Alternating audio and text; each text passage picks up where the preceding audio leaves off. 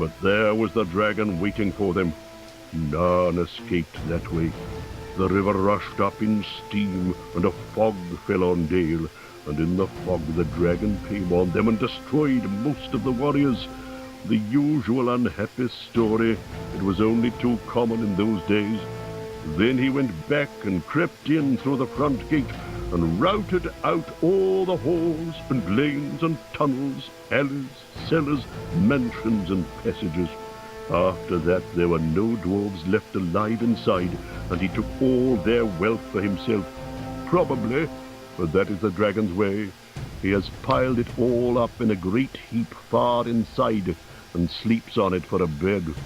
Later he used to crawl out of the great gate and come by night to Dale, and carry away people, especially maidens, to eat, until Dale was ruined, and all the people dead or gone. What goes on there now I don't know for certain, but I don't suppose anyone lives nearer to the mountain than the far edge of the long lake nowadays. The few of us that were well outside sat and wept in hiding and cursed Smaug. And there we were unexpectedly joined by my father and my grandfather with singed beards. They looked very grim, but they said very little. When I asked how they had got away, they told me to hold my tongue, and said that one day in the proper time I should know. After that we went away, and we have had to earn our livings as best we could up and down the land, often enough sinking as low as blacksmith work or even coal mining. But we have never forgotten our stolen treasure, and even now, when I will allow we have a good bit laid by and are not so badly off. Here Thorin stroked the gold chain round his neck. We still mean to get it back, and to bring our curses home to Smaug, if we can. I have often wondered about my father's and my grandfather's escape.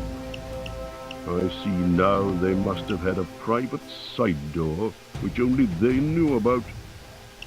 But apparently they made a map, and I should like to know how Gandalf got hold of it, and why it did not come down to me, the rightful heir. I did not get hold of it.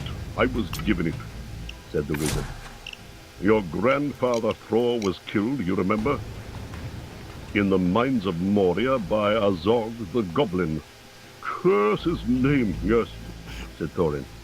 And Thrain, your father, went away on the 21st of April, 100 years ago last Thursday, and has never been seen by you since.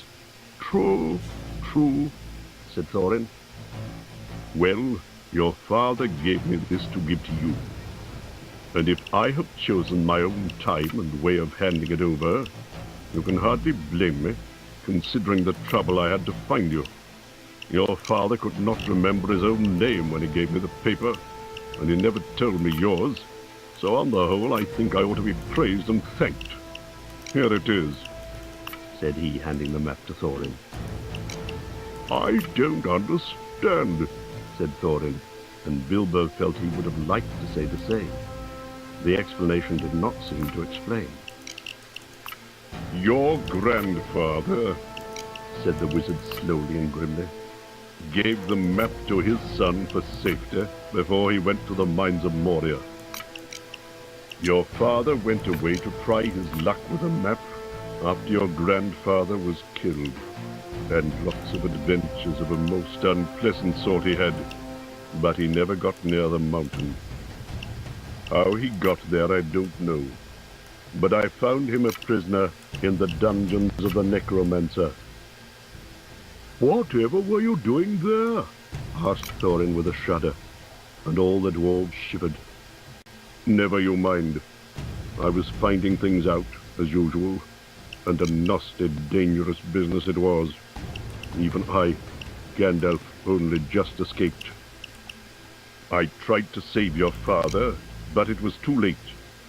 He was witless and wandering, and had forgotten almost everything except the map and the key. We have long ago paid the goblins of Moria, said Thorin. We must give a thought to the necromancer. Don't be absurd. He is an enemy quite beyond the powers of all the dwarves put together. If they could all be collected again from the four corners of the world, the one thing your father wished was for his son to read the map and use the key. The dragon and the mountain are more than big enough tasks for you. Here, here, said Bilbo, and accidentally said it aloud. Hear what? They all said, turning suddenly towards him, and he was so flustered that he answered, Hear what I have got to say. What's that? They asked. Well, I should say that you ought to go east and have a look around. After all, there's the side door, and dragons must sleep sometimes, I suppose. If you sit on the doorstep long enough, I dare say you'll think of something. And, well, don't you know, I think we've talked long enough for one night, if you see what I mean. What about bed, at an early start, and all that? I'll give you a good breakfast before you go. Before we go, I suppose you mean, said Thorin. Aren't you the burglar? And isn't sitting on the doorstep your job? Not to speak of getting inside the door? But I agree about bed and breakfast. I like eggs with my ham when starting on a journey. Fried, not poached. And mind you don't break 'em. After all the others had ordered their breakfasts, without so much as a please, which annoyed Bilbo very much, they all got up. The Hobbit had to find room for them all, and filled all his spare rooms and made beds on chairs and sofas before he got them all stowed and went to his own little bed, very tired and not altogether happy. One thing he did make his mind up about was not to bother to get up very early and cook everyone else's wretched breakfast. The tookishness was wearing off, and he was not now quite so sure that he was going on any journey in the morning.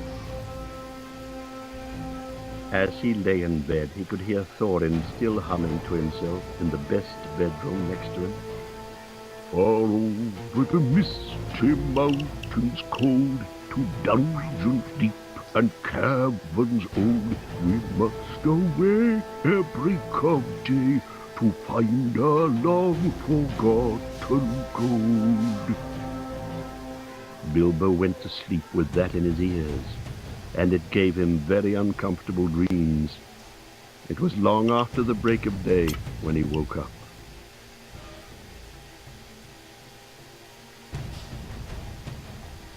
Chapter 2